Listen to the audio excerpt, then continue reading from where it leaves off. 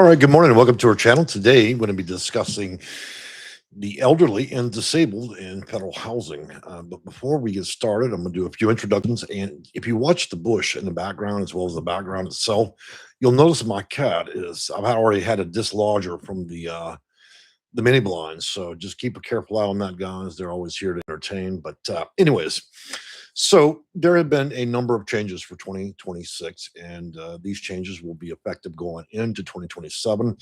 As many of you know, they're changing. I gotta stop my cat. I'm sorry, guys. Come on, baby, stop doing that. All right, let's get back to this. So, as you know, there has been a discussion as to the. See, my cat is being awful today. She's about to tear them lines down. But there. Good morning.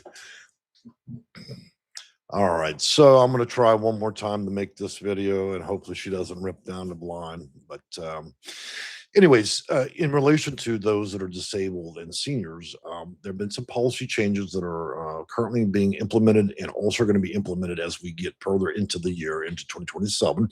The first will be those that are 62 years and older will likely be disqualified from being exempted on these rules. In other words, if you're 62 years and older and you're a senior, you will not have work requirements and you will not have time limits applied to your case under Section 8 housing, PBRAs, public housing, affordable housing, or low income housing. Same circumstance revolves around those that are disabled, but there's not a age limit down there. So there's not a upper amount on the timing that you can achieve. That cat is going crazy. I'm so sorry, guys. I know y'all can't hear it, but I'm listening to things break in the background. So she's a very, very naughty Kiki. I swear to God. Okay, so man, oh man. So one thing I want to tell you is the implementation of codified regulation for disabled and seniors being 62 years and older, and those that meet the criteria of disabled. One thing they're looking at closely is implementing at the state level, at the PHA level. So, in other words, under their administrative plan, they will be determining whether or not they're going to implement further rules on top of this. So, part of this is they're not going to actually enforce this through codified regulation, but rather they're going to enforce it through their own policies and procedures and administrative manuals at the local PHA level of public housing authority. So that means that every housing authority in America will have a decision to make as to whether or not those that are under 62 and those that are anything but disabled, as to whether or not they're going to have time limits and work requirements and to what variation and limitation that will be. So that's important thing we need to be focusing on in between now in October, as I mentioned previously. But this video is more to address those that are seniors and disabled. As it stands now under policy and code of regulation, you will be exempted in this policy except for special use cases. I don't want to get too deeply into that right now, but I think that kind of absolves a lot of you that are watching and have been watching our videos of the curiosity as to whether or not you can get a clear answer. And so that's the answer. I'm gonna jump into comments real quick. I swear, if my cat hadn't acted so badly and tried to topple the thing in the background, I might have actually been able to have a clear consensus for a video. But unfortunately, this is going into almost entertainment. I'm just glad she didn't launch her claws into the mini blinds there for us all to witness such crazy behavior. But anyways. Good morning, Silver Fox and Lori Clinton. Good morning to you. Health Bright, my cats also pay me. I have to feed them before I have my coffee. I don't even get that opportunity. The one that caused all the trouble in this video is also the one that likes to. She stalks the edge of the bed, and when you stick your foot down, she'll do surgery on you, and usually that's about 4 in the morning because I do spend late nights trying to resolve cases as well as early mornings, and so it looks like I'm a domestic violence victim, at least on my kneecap going down on the left leg as I lift myself out of bed, and then she goes to town on me every single flipping morning. And I can resolve that matter clearly by serving treats at her will and whim, but it's not always possible to keep her schedule. And again, I'm speaking to my cat, just one of the many that I have. Heather Bright, my cats are also a pain. Thank you for letting us know. Muskogee Land watching. Janet, hi, good morning, and welcome to the channel. Carolyn Minx Blankton, I like that name. Hi, Jay. Rob, good morning, Jay. Double C. What if a person disabled working will it count against them? Well, I mean, if you want to be 65 and working, or you want to be disabled and working, that's your business. It doesn't retroactively consider that in law. It just if you're not 62, then you're gonna have time limits and work requirements that are going to be administrated at the public housing authority level. But I mean, if you choose to do more, that's your business. Nobody's going to disqualify you for trying to be extra.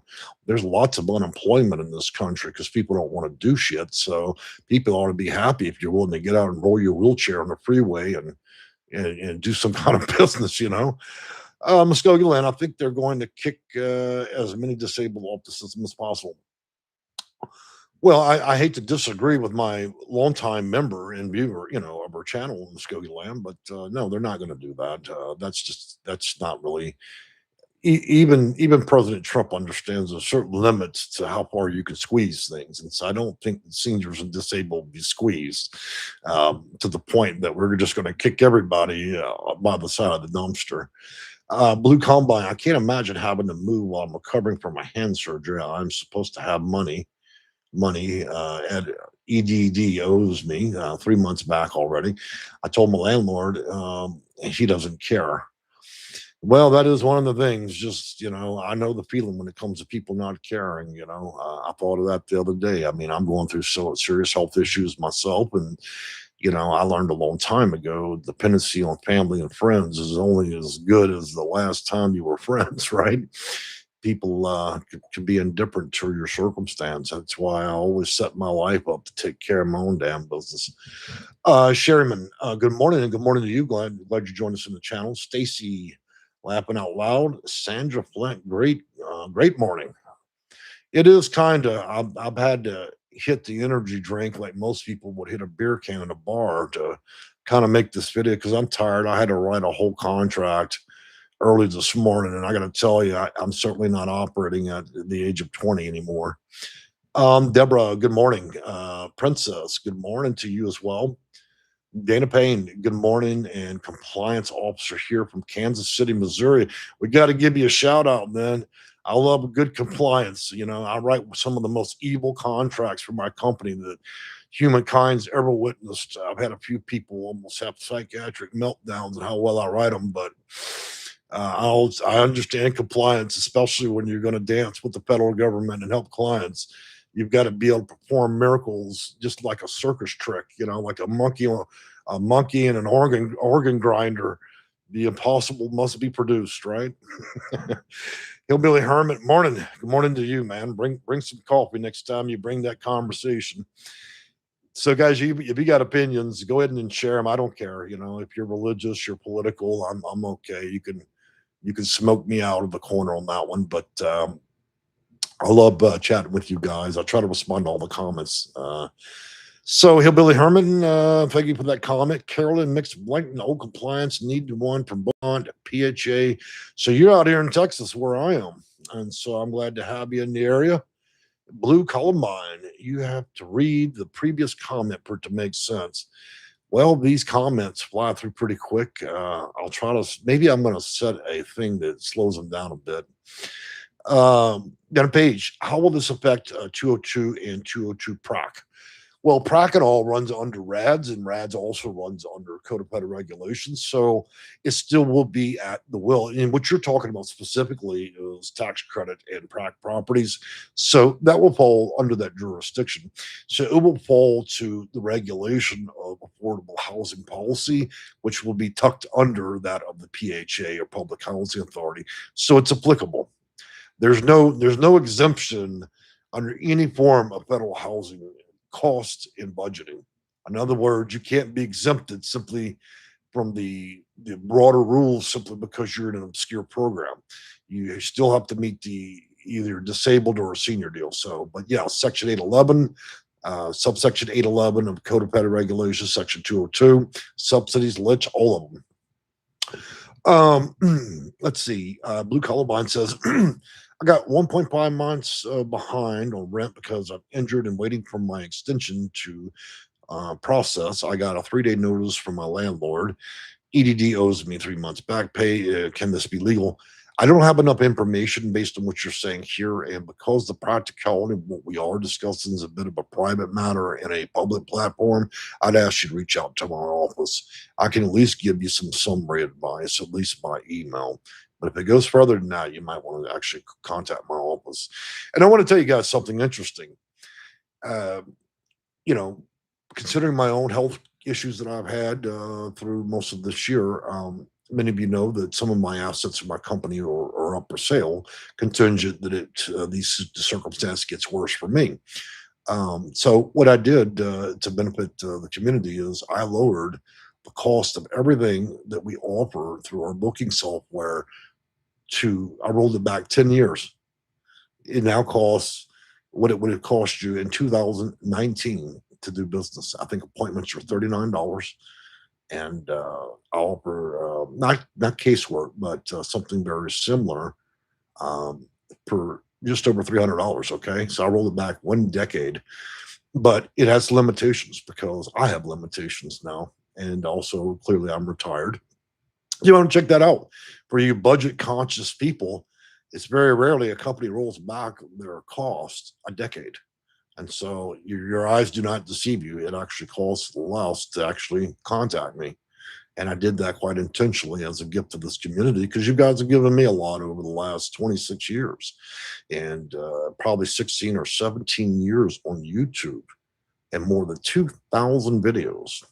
Hell, even Google's algorithm honors half my videos. When I ask it a question, it actually responds by referencing my videos. I've made so much that the AI for Google recognizes me as one of the ultimate resource, and it feeds information right back to me. It gives me my own advice back. That's pretty good, right? You publish so long that even Google finds you as an absolute source. I was posting about that earlier. But anyway, I'll quit tooting my horn. We'll move on with the comments. All right. So, Carolyn Mix Blankton, yes, sir. I'm having issues with the PHH here too.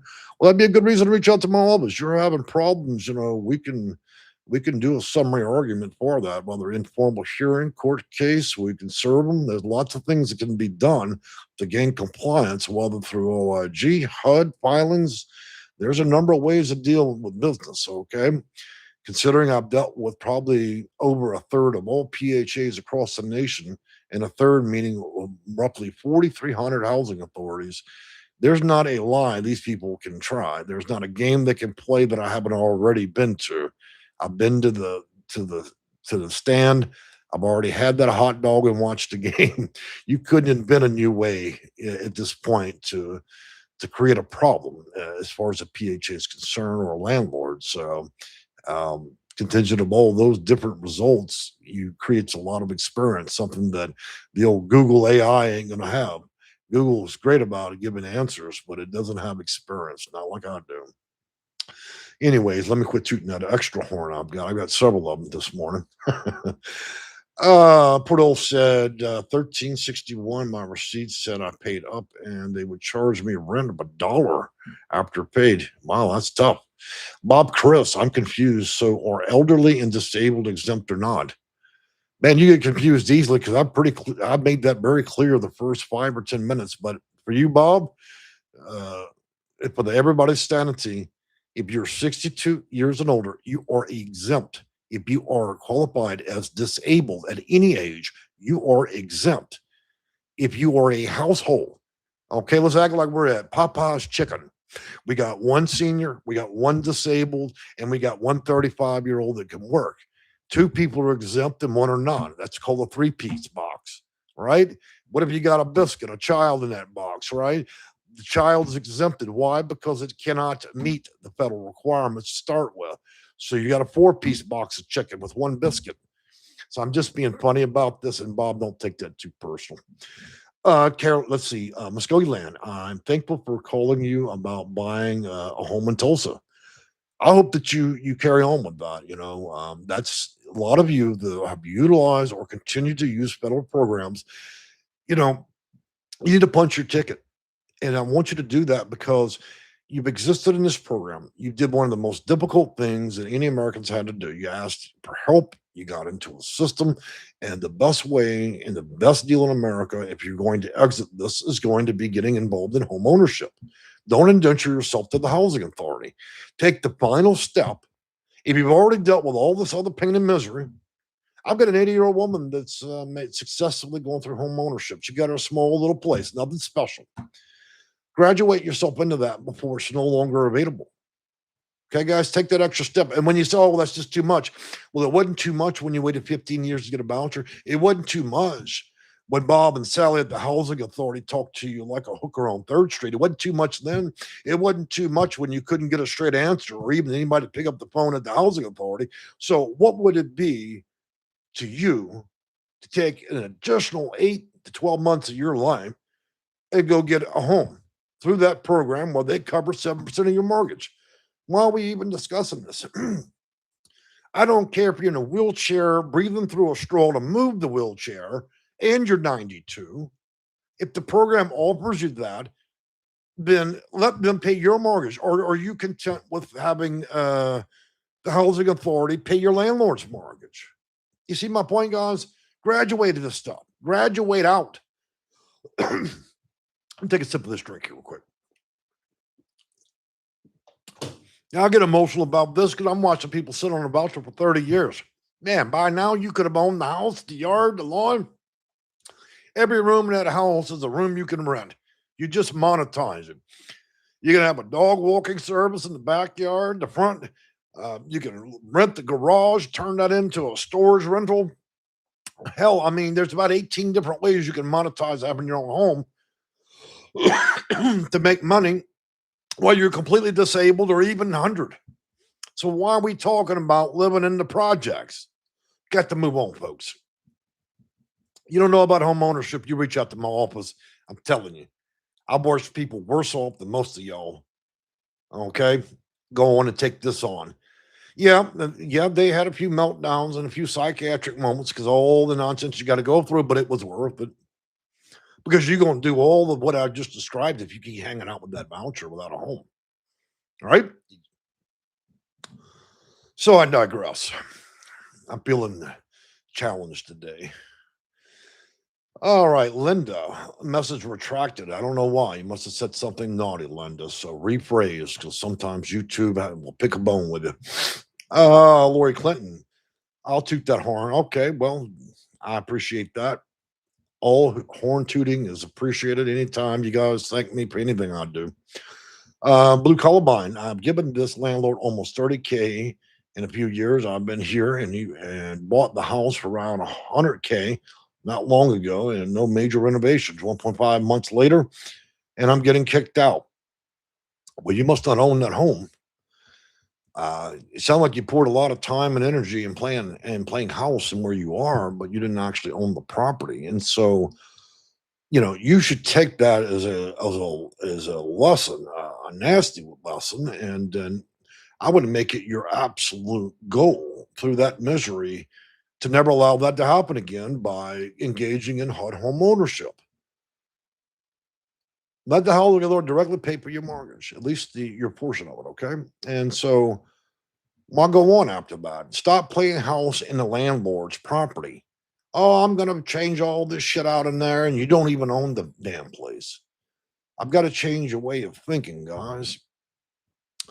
So that's not intended to insult, and maybe I even misunderstood the context of the question, but you didn't give me much to work on there. Carolina Mixed Blanton, wow, maybe. What have you got to lose? Even like I said, even if you're 90, what have you got to lose? I mean, you can only watch as the world turns so long on TV. You can only sit out there and garden so much. So what the hell else are you going to do with all that extra time? You can't sit there and stalk everybody at the church.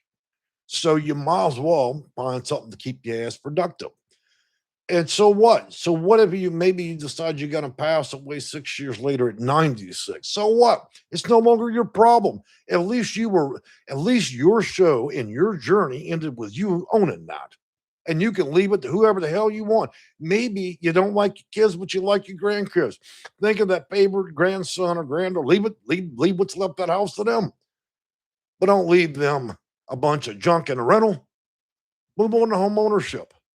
That's why it was designed. You don't have to have all the highfalutin requirements that you would if you had done this without homeownership's HUD's homeownership program requirements. Don't get me wrong. I mean, there's still requirements we need to meet. Clearly, I mean, banks are not going to write loans to idiots. But suffice to say, if you can meet the requirement to rent, then this should be there. And I didn't really believe we were going to be pushing home ownership in this video, but I feel that at the current pace and rapid changes and defundings of programs and severe limitations that are coming as of now and as they continue to come, that you guys need to start looking at how much pain do you need to go through and suffering through being a renter before you decide to jump boat and actually consider just doing the extra to own a home. And you don't need to own a 300,000 or a half a $1 million custom home in a gated community. Those that kind of big thinking will mess your life up. Think about something that's easy to maintenance. It ain't got to be flashy. You're not trying to prove a point to the entire family, and you might actually have a solution that can work. Moving on back as I digress, Tanisha, zip it, Bob. Damn it, girl.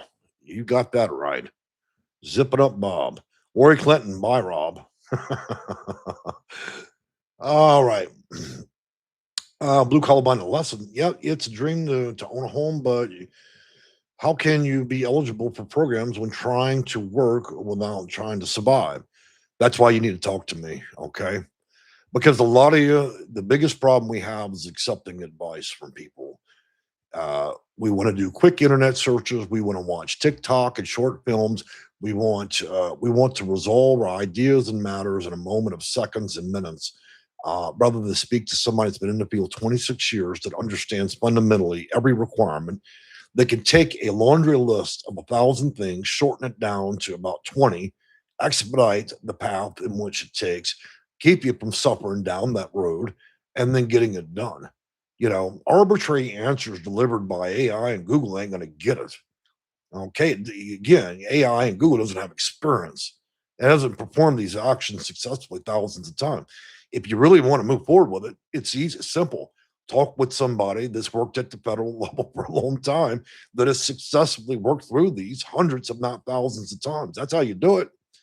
But I mean, sitting around watching Bojangle videos on YouTube from a bunch of party clowns that have never been a consultant or even worked at the federal level ain't going to help you. That's still it's called tips and tricks. I'm not here for that. If I wanted to be entertainer, I'd put on some lipstick and a Timu wig, put none of nonsense, and I'd go in here and entertain you guys. But I don't got time for that. I'm not a YouTube prostitute. I'm a formal federal consultant. And so I delivered that way, sometimes without decorum, but hey, that's how I do business. If you don't like it, then my mother shouldn't have had me while she was living in a trailer park in Baton Rouge. That's how it goes. We can't all be proper, but I'm trying to deliver this in a way that can attract your attention, pique your interest, and to deliver the goods you need in order to get you through it. Moving on. Linda, I've been using those little houses and it's just for me. So do you think they will help pay for one of those little homes? Look, let me tell you something. The last 2 years, they have expanded everything from mobile homes, tiny homes, trailers on wheels. HUD's so interested in getting people housed now that they have. Look, 2 years ago, we'd had that conversations. They want everything on a foundation. They've changed so much now. They're willing to accept anything because we have such a serious housing crisis in the country. They're just short of approving the travel trailers as a livable. And that's good news. Now, that's also bad news when you have a slumlord, right? But hey, yeah, they do allow that, but there are some rules there that have to be applied. And maybe I'll make a video about that. I actually had bookmarked that and dropped myself an email to talk about all the new options for housing. It ain't just got to be an apartment or a home. They have really, really changed those rules now. And so I'm sure the tiny home community will be very pleased with that. But we need to follow the proper procedure to do this. You can't just go out and do what you want and go buy a tiny home and they go, hey, come on down here and pay for that. There's a procedure you have to go through before you go buy that. Okay. Moving on from there, Blue Column One. If I've done crazy research and I've spent hours and hours on phones and programs, well, I don't doubt that. But I've spent the same amount of time that you have, except over 26 years, and I did it while working people's cases specifically. So that would put me 1,000x year experience. So the argument there is good. You have proven you have the fortitude to do so. What you lack is the real world necessity of understanding code of federal regulation. And your number one teacher has been Google and AI. And so that is not an absolute in this game. You're going to need somebody with practical experience that has demonstrated repeatedly over decades how to do it efficiently. And that's not something you can do that way. So I commend you on your great effort. You've done more than most. Moving from there, tiny homes, of course. Look, I barely like mowing my own lawn. So the last thing I want to be is up in my 70s and then have to mow 10 acres, right? I have to bet I've got cats, I've got wild chickens, I got all kinds of crazy shit going on. I don't want all that when I'm older. You know, I like to if I got to mow my lawn when I'm 70, I'd like to mow for 3 seconds, but I don't want a zero property line either, where every time I sit on my porch, I got to stare at some neighbors I don't like. So I got to figure out how to do that without having a lawn, a lot of extra shit to do because nobody wants all that extra.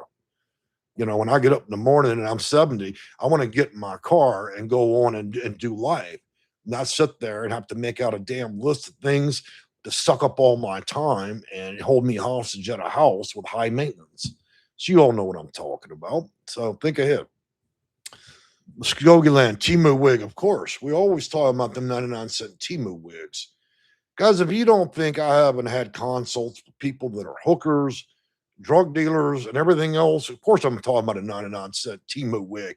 I've had people that couldn't even afford 2 flip flops. I mean, they'd be dragging their ass down the freeway in the ditch with 1 flip flop, much less they had to order from Timu. They got 1 flip flop 1 month, one the next month when they lost the first one. I posted a picture with one girl.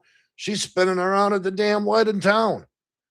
You know, don't even have a change cup. I'm not sure what she's hoping to achieve.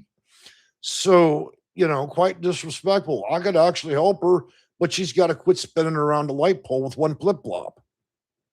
Okay, we got to conduct ourselves with a little dignity. I can't help people that are drowning that want to drown me with them.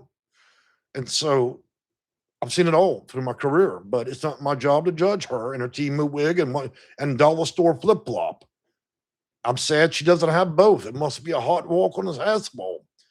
Who's walking around with just one fucking flip flop? You wrecked your life if you're out there and you're hairless. You can only afford a 99-cent wig from Timu, and you barely got a half a fucking flip flop in the dollar store. These are the people that I service. Just like I'm not saying I'm God or anything, but just like Jesus was serving Judas, they talk about that in that Bible, right? Okay, well, look, me and Jesus could have sat down and we could have shot the shit for a while about trying to help people that are at the extreme because I know all about that. Okay, you wear a 99-cent wig, the thing's gonna start, the color's gonna die out your head. She's running like mascara.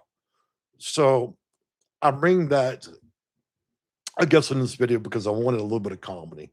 I've held a lot of restraint the last 15 videos trying to keep perfect decorum. And I'm sorry, I'm struggling today. Uh, I'm struggling bad. So we had to talk about Sally and the flip flop and the Timu wig. I can't hold it in any longer. Today had to be the day. I'm just sorry you seniors and disabled had to witness me talk a little bit of pop my lips about that. So here we are. We're all over the map today. Muskogee Land, I will do another appointment. There you go. More cat food. I can tell you one of my kikis will enjoy that. Maggie Smith. Women sometimes show up at the shelter without shoes. I've seen it. I have seen it. I went to a shelter and I watched a person Oh, we got Kiki here. Well, she took off like a jet. I think she took a hit of my energy drink this morning. We're gonna have to restrict things in my house if the cats are sipping on the coffee and energy drinks. Anyways, Maggie Smith, women's okay. Lori Smith, will the how will the housing authority bring down will the housing authority be doing inspections? Well, I mean, there's an initial inspection, but I mean, with home ownership, it's more about a inspection for ownership, by a real inspector, not somebody from the housing authority with a box of Crayolas and a coloring book coming out to play inspector. These are real inspectors under home ownership that come from the you have to hire them, okay? And so and I meant that just as condescendingly as I said it. And I don't mean it condescending to you, but in reference to the housing authority sending out completely unqualified people to judge whether or not your mini blinds are in good enough condition to be able to live there. That kind of crazy shit we waste federal dollars on. And then we watch the service clowns come out and do an inspection from a bullet point sheet. I mean, I can think of a few monkeys at the zoo with an organ grinder who could do better than that. We really, I still have a beef with housing authorities, but not all of them, and not every worker. A lot of them do have good moral and ethic. You always know a good housing authority worker because they'll quit after a month or two because they don't want to participate in the games. They don't want to. They don't want to have to be a moral and ethical check the rest of their life. The bad ones are the ones that are there 20 and 30 years. They're not there because they care. How do I know that? I've hired enough of them to work in my office, former housing authority employees and directors. And I can tell you, I met drug dealers with more morals and ethics and gave a better shit about clients than what I've seen play out that way.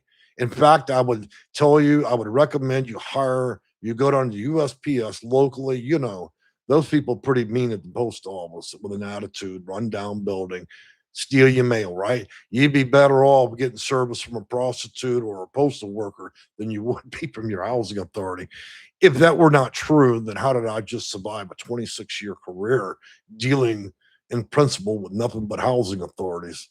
Yet, not the experience always is not always the same for everybody. Some people talk quite delightfully, but sometimes I have to chalk that up as just mental health. Schizophrenia does weird things to the mind, and so if you're fashionably in love with your housing authority, then you may have a loose screw. I don't know, or maybe they really do a good job. So, but I can never get enough of the debate of whether or not we actually hire people from Craigslist to work at the housing authority. All right, Maggie Smith. I worked at a county hospital. Police would sometimes bring in admissions wrapped in a blanket. Working in places is a trip. Absolutely.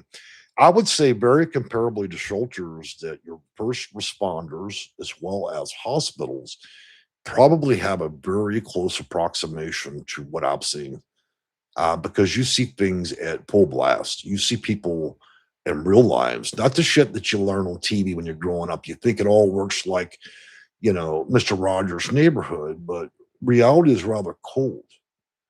And a big part of my job as a consultant was distinguishing myself by having a mental illness that made me care for people. I did quite differently than what the housing authority does. I actually empathize deeply through my own plight. One of the curious stories about me is before I spent that 26 years, somewhere between the age of 16, okay, and 26, I spent nearly a decade on the streets. Everything you guys talk about, I saw full blast back in the days before we had great federal funding for this stuff. It was through my own resolve, pain, and misery I understood it. And let's exemplify that comment, just in case you think I'm one of those fake it till you make it programmers at the housing authority. Okay, 2 years of that was spent in what used to be a crack house. Okay. And I don't mean a drug house, I mean a former drug house that was empty, sleeping on a wore out cushion with Doberman shit all over that house, try to take showers from stolen water that I turned on in the middle of a winter in Atlanta, where when you turn the shower on, you could see the cold in the air. Survived food poisoning, compliments of the Atlanta Housing Authority, not the Housing Authority, but the shelter. So nobody need mind me about one flip flop or Timu wig. I survived that shit early on. It is by that virtue I understand people's argument. I understand exactly what's at stake. And for many of you that have not reached that point, I also know the outcome.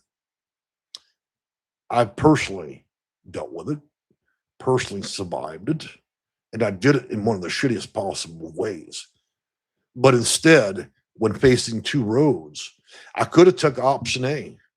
I could have got under the bridge and bought me a $5 rock of cocaine and smoked that. And it just absolved myself of emotion. I could have went down to the local store and bought me a 40-ounce beer for about what, $1.50 in those days, and absolved myself of problems, and then hook out and hang out with the local meth heads in the forest. But I didn't do that. What I did with those 10 years is I found my way out of that. And I did that through both legal process, hanging out at legal libraries and regular libraries, and learning and deconstructing the system from the inside out. When I powered that out of there, then I arrived at the beginning of my career, which survived an additional 26 years. And so that's how I know. That's exactly how I know. Call every consultant that's remaining on the market now and ask them, spend 15, 20 minutes with them and ask them what the fuck they really know, because they don't know shit. Do they? And even if they do, their only goal is to clock in, clock out, and earn a paycheck. They can't empathize. They don't sympathize. They certainly don't have what use is a person with a gun in a war when they've never been to war? So that's the authority I fucking speak on, just to be crystal right here. So we're all clear, crystal. I made a video specifically about that because I wanted you guys to understand that. I don't need to invent that story. I can describe each and every shelter I went through across 7 states with spectacular accuracy. That's how I know. And so, with that being said, the important moral of the story is not my tribulations of war and what all I did and to gain, you know, uh, popularity in the community on the basis of that, but rather I understand the due process for that. And I actually am really good at what I do. I might be a failure at every other shitty thing in life. Don't mow the lawn very well, can't fix my own car, don't get along with the family that great, right? I'm like every other person that's got problems. But one thing I excel at, like jet fuel, is this. I've dragged more asses out the forest, more people out of shelters, and prevented more people from hitting the street than probably all these supposed consultants in this country combined. And I did it over a greater period when many of them tapped the air and got the fuck out when it wasn't a good paying job. And yet I still am here. Anybody here paying me to be making this video? Am I making 45, $50 an hour? No. YouTube takes half of what I make and gives me a check for a couple $100 every month. So I guess those 2,000 videos is because I gave a shit, right? Yeah, it does drum up a little business. You guys do contact me through videos, but that isn't the primary source of business for me. But I do enjoy quite sweetly sharing the adventure with you guys. And that's the reason why, especially you that are seniors, when you live long enough, you know the difference when somebody's bullshitting you. You can tell very clearly by their conversation and intent, especially when you're older. You take a look at my conversation through these thousands of videos and tell me how much of the shit I'm full of. I think you'll reach one clear conclusion. But that's not a selling point as I'm retired. So I still enjoy talking with you guys, but I wanted to set the tone and the mood so we understood the gravity of what we're involved in. If you want to play in the system, let me tell you what I told a client earlier. 30 minutes before I made this video. You know why drug dealers and bad people have the best lawyers in town? Because the best lawyers in town understand exactly how to fight a system. Okay, that's exactly why they have the best. That's why they don't represent the honest. It always comes down to either money or they're able to fight fire with fire. What makes me different from a lot of consultants is my experience. And I'm not talking about practical experience. It means I understand the levity of trying to fight fire with fire. Do you think I'd have been half the man that I am through what I do had I tried to deal with it in prayer circles in honesty with PHAs? You can't fight those people that way because they've already demonstrated from the very beginning they don't give a shit about you, whether you live, die, or breathe. They're not going to honor your First or Fourth Amendment rights, and they could care less what happens to you. So how do you weaponize a case when you're dealing with housing authorities in the system that simply don't give a shit whether you live or die? You do it through people like me that understand how to fight a different kind of war. You weaponize policy, and then you administer the same magnitude and the same amount of pain and fucking misery that they give you. I reverse that course, and then I copy and paste the federal rule to that, and that's how you do it. It isn't going to be through standard decorum in some pretty little office with a nice attitude and talking to everybody sweet. That's not how you win these cases. So that's why the drug dealer and the killer's got the best lawyer, because the best lawyers are well practiced in the art of fire. Okay, and that's the best way I can coin the phrase. Okay, so you got to make your decision on who you're going to deal with. Okay, so yeah, and yeah, I got a good talking game. So what?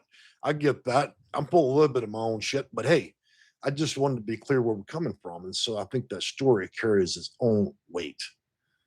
And so, anyways, guys, I see a lot of comments and chitter chatter here in the channel. I'm so glad I've got my lack of decorum out in this video. Shamefully, on my seniors and disabled video. But I got to be honest with you, as I mentioned before, I made about 8 or 9 videos with perfect decorum. You know, I could have been Barbara Walters in some of those videos. It was so clean that I went to bed feeling dirty because I don't like when YouTube forces me into being something I'm not. It wants me to change my channel and the way I deliver the message into being an entertainer. I never got on YouTube to help people so I could become a party clown. And every day YouTube's indicating more often that they'd like to make more money, and to do that I should leave being a consultant, make short videos, and become a party clown. And I'm struggling with that deeply because I am not a party clown. I'm not here to fucking entertain anybody. Though it happens through my own profanities, but you see the dilemma I'm in? How do you deliver a message and actually help people if the only thing you're going to do is spew a bunch of bullshit? Because YouTube says, hey, if your YouTube channel doesn't make us money, then you have to change to a format of entertaining people. I'm just not interested in entertaining. It changed the whole channel, but I'm changing it some, and that's where we are with things. So that's the God honest truth that I struggle with every day now. Every time I have to get in these videos, what do I do? Do I comply with YouTube's crazy rules? Or do we actually talk to people like we know them? Do we deliver a message that can be serviced across white folks, black folks, Hispanic folks, poor folks, the rich ones, the political, and the religious? Or shall I just be one person? My entire job is understood as something that being able to preach a message that everybody could understand, not to be constrained by a damn algorithm. But that's what's happening. And so, well, guys, I really enjoyed talking with you guys. I know missed a lot of comments. We'll get another chance when I feel jiggy again, I guess, in my own video. But the next following range of videos will likely be with a great deal of decorum, and you won't see as much personality because that's YouTube for you. But I will be back in a day or two. And again, I encourage you to take a look at our company, take a look at the new offerings, and man, they're a decade cheaper than they've ever been. So, and like I said, it's my gift. I don't like working, having people pay less than $40 for an appointment, but what more can I do to help an already struggling society in hyperinflation? I can go up with the price or I can go down. I chose to take it all the way back to 2019. But I got to warn you guys, if y'all try to book too much, then I'll raise the price again because look, I got better things to do with my day too. I don't want to spend 12 hours a day on the phone. Okay. But those offerings are there if you'd like to take a look at it. And we made full disclosure And I even linked up a full description of some of the services offered. This will help you expedite things, okay? It ain't gonna fix all your problems, but it'll certainly expedite a lot of problems you're having, and it'll help you leave the tiny world of just the Google search and what AI delivers. All right, with great pride, I'm gonna wrap it up and go pet my Kiki that nearly tore up the office in the middle of a live video, and then we'll move on with the day. So, see you soon. Bye for now.